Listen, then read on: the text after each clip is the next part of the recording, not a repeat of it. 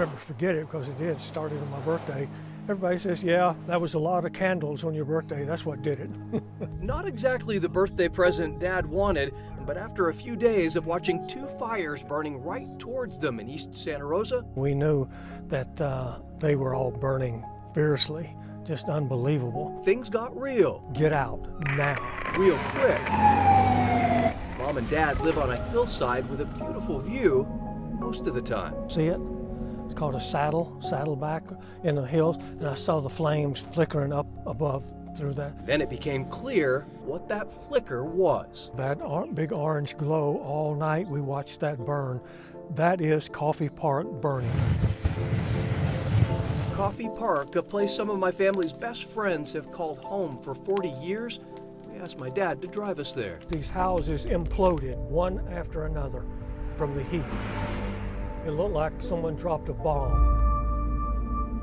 But I wanted to make one stop along the way, Paradise Ridge Winery. Nestled at the top of the burning mountain, the winery where my wife and I got married 21 years ago. In a matter of hours, all that was left, burned out remnants of a place that will forever remind me of one of the best days of my life. I'm standing just below where this picture was taken 21 years ago, and while what I'm looking at in front of me is a very clear reminder of the tragedy that happened here, what's behind me is a very clear reminder of where we're headed. No better example of that than here, Coffee Park in West Santa Rosa. On the right side over here, that's where the garage is.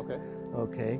The entryway is right in the center here. Jim and Donna Carlson were on vacation when the fire swept through. There's a fire, there's a hydrant right outside of our house.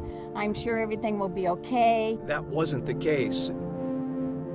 This is what was left of their View Court home where they raised their 3 kids. This was a neighborhood that I did not recognize. Yeah. This was apocalyptic. This was like an atomic bomb went off. It was like a war zone. Out of that war zone, the Carlsons are rising, just like the sign reads, View Court, Santa Rosa strong. It still hits me from time to time. Yeah. I just want to go home. Well, this will be our new home, and that's what we're looking forward to. New, as a new beginning. Yeah. As for Mom and Dad, they came back after a 4-day evacuation to a house still standing. The fires were just popping up all around us, and we were in the center of it. It never got to us. Thankful? Yes. Got a little bit of a race coming up here in, what, a little less than 2 months? Right. Home stretch. Nobody thinks that Mr. Cox has a serious chance of winning the governorship here in California. The sense of obligation of service. You're starting with a minimum of 60% turnout. To be able to count to address those issues. Immediately give relief to the beleaguered workers of California. The town is a mess. Look around. Criminalizing homeless people does not. Affordable housing crisis. The working people of this state had a voice. You're right, there is an economic. Democrat Gavin Newsom and Republican John Cox will face off in November.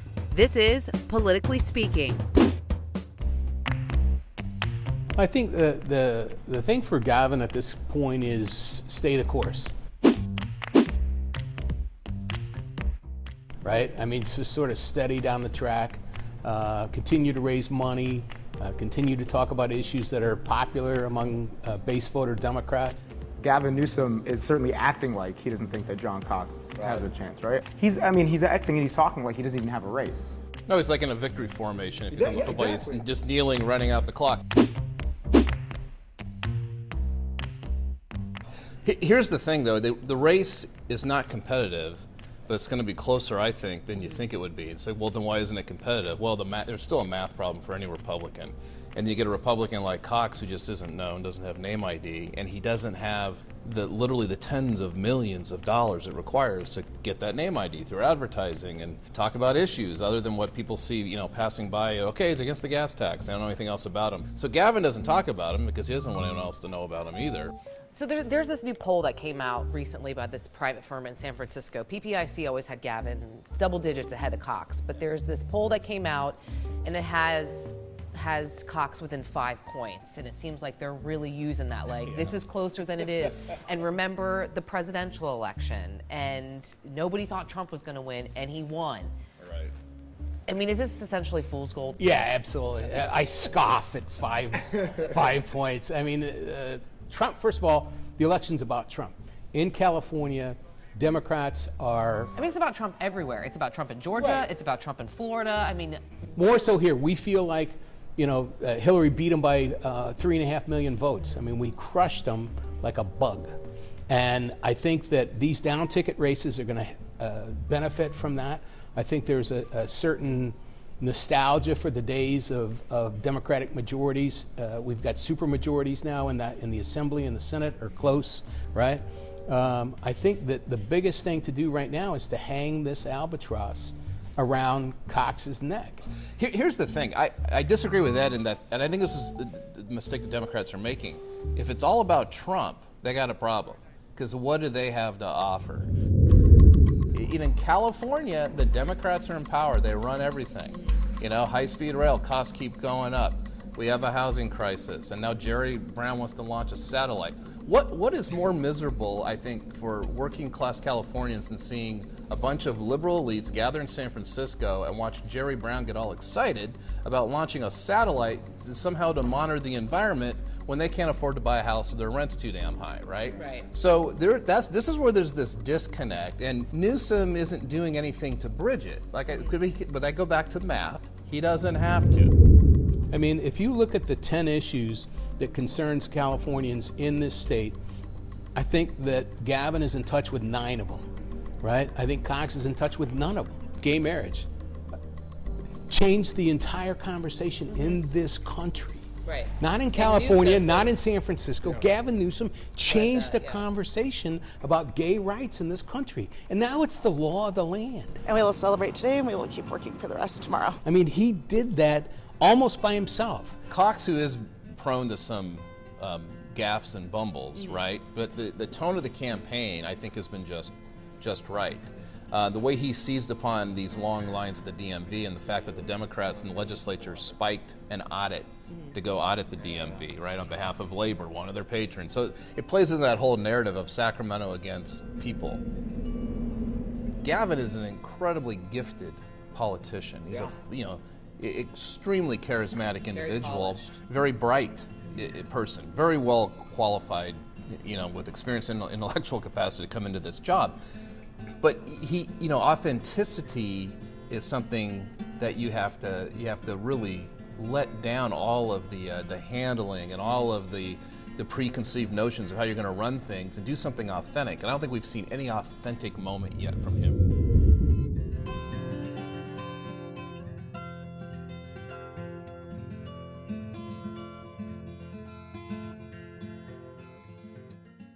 This is what happens to foam latex, but this was one of the first ones. Let's take a walk through the head of puppeteer Peter Bond. This one is Charlie. A little state-of-the-art stagecraft. A little state-of-the-art medicine. To be honest, it was antidepressants. It all collides in a classic form. Come check us out. This is Bond's garage. It's kind of an incubator for his weird world. See, Bond is an old-school tinkerer. He gets an idea and he'll try it, and when it doesn't work, he'll try it again. Over the course of days and weeks, he takes that idea in his head and turns it into a creature on the stage. His eyes are loose too. Bond didn't always see the joy. He spent much of his adult life working as a real estate agent. And he's got a head around here somewhere. And battling depression. I was in a bad place for a long time. Now he's a storyteller, a stay-at-home dad. Blink the eyes. There you go. And a self-taught puppeteer. From experimenting with that first mold, to doing presentations in his kids' classrooms, and now to getting funding. His latest show, Galaxy Express Rescue at Athos 4, which is playing at the Howe Avenue Theater. I love being a character, creating these voices, and our target audience is kids, and making the kids laugh and smile is great. Bond says if you're looking for the key, looking for how to connect, you have to look them right in the eyes. A lot of them have blinking mechanisms and things like that, and that alone, just having the eyelids move, does something amazing to bring a creature to life. But in a much broader sense, it is his life he's building here. This is my life. putting it out on stage, purple or green or bright red, weird as it may be. May it also be deeply human. Let's try it again, actually. Let's go back. Not despite it, but because of it. This is where I sleep right here at the back, side of the back door, so I can get out faster and easier since I'm more younger and it's more easier for me to get out the back than my mom can. Jeremy Marney lives with his mother inside their van on Apollo Way in Santa Rosa. These are for the window for the sun, so the sun doesn't come in the morning. Their vehicle is just one of dozens parked here, each housing a family in crisis. Those with vans and RVs are the lucky ones. Others only have tents and boxes. I never really noticed that many homeless people before until the fires happened. This whole block full RVs, all the way down, all the way around there. There are like 80 or so. Hoffer has lived in this RV for the past 3 years, but he says in the past year, he's seen the number of homeless in Santa Rosa increase. He believes it's because finding affordable housing was next to impossible, even before the Tubbs fire struck. Well, the place that I lived in before was, I was paying $710, they want $1,500, right? And it's a dump. It's a ripple effect which could continue to force even more families out onto the streets. We predict that probably in the next year there will be a significant uptick in homelessness. Jenny Lynn Holmes is the Senior Director of Shelter and Housing for Catholic Charities in Santa Rosa. She says there was already a 6% increase in homelessness in the first 6 months after the fires. People who have entered the new rental market are pushing out our lower income, not because of any fault of their own, just because there's not enough housing in our community yet. That's the issue. Building is happening here in Coffey Park, but it's not happening quick enough. And the people who would be living here are actually taking up rental properties elsewhere in the city. And now those with lower incomes aren't able to get properties to rent for themselves. That is putting people into precariously housed situations where they're doubled up, tripled up, and eventually that becomes unsustainable. And that's when we see people enter the homeless system of care. It's typically a year or so after an initial crisis. But Holmes says her group, Rebuilding Our Community, or Rock-Sonoma County, has already rehomed more than 100 families. And she says there is a light at the end of the tunnel, as both the city and county have low-income housing projects coming soon. There are a lot of affordable housing and housing construction being proposed, and what's exciting is it's being proposed for the first time and looking at density, looking at going up, all of those things, and so that's where we can actually rebuild better than we were. Meanwhile, Marney says he's not leaving Santa Rosa, no matter how tough the living situation gets. Why stay here? This is home. In Santa Rosa, Doug Johnson. My family and friends are here. Fox 40 News.